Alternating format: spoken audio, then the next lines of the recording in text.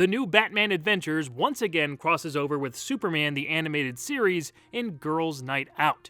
Absent, though, are the Man of Steel and the Caped Crusader. Handling the combined powers of a trio of villains are Barbara Gordon and Kara Kent. The Superman rogue Livewire is being transported to have her electrokinetic powers neutralized at a GothCorp Labs facility.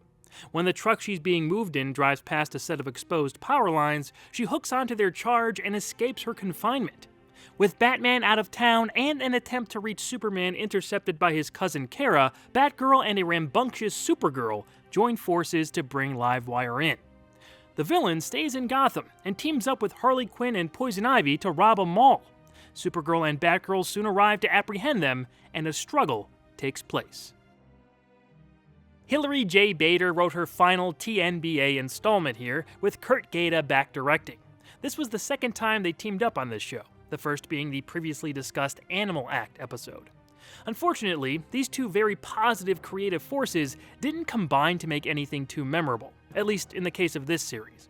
Bader and Gaeta are important figures in the post-Batman the Animated Series DCAU. Girls' Night Out just wasn't a great showcase for their superior storytelling abilities. One can call this an important episode, since it's the only time characters from the Superman show popped up in Batman's domain. The Dark Knight and a few of his supporting players crossed the boundaries into Metropolis a few times, but having Supergirl pop over to Gotham feels like it should have been a bigger deal.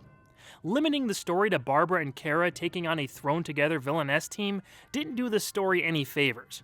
I like Livewire well enough, and it's always cool to hear Lori Petty, but maybe another one of Superman's antagonists could have made for a better fit. Even Harley and Ivy on their own may have done the trick. We already knew the two characters had great chemistry. I am glad at least the Rosebud car makes an appearance.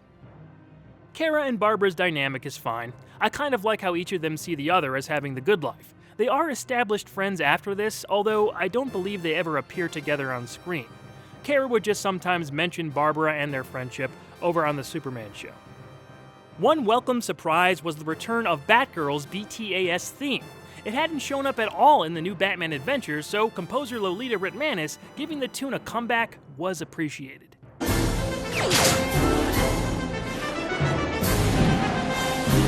Harley, Ivy, and Livewire escape the mall in their Rosebud car, leaving Kara and Barbara to recover at the latter's apartment.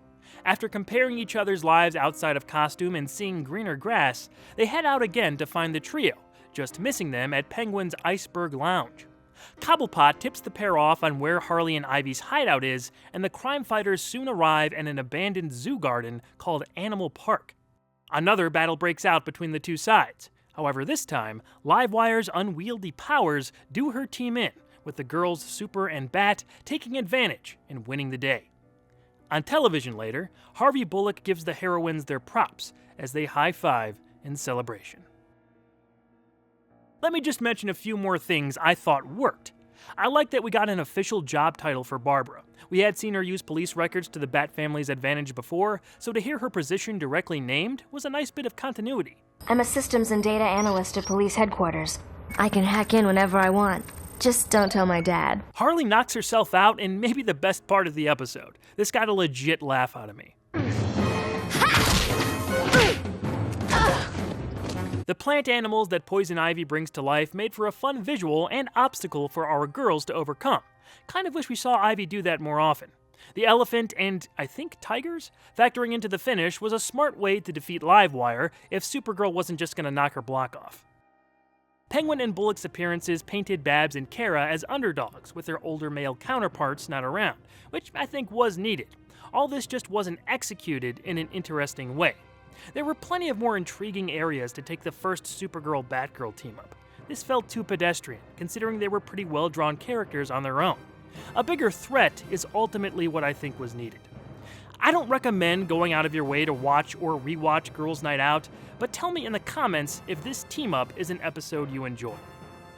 Next time on Batmay, we go mad with the all-time classic, Mad Love. See you there.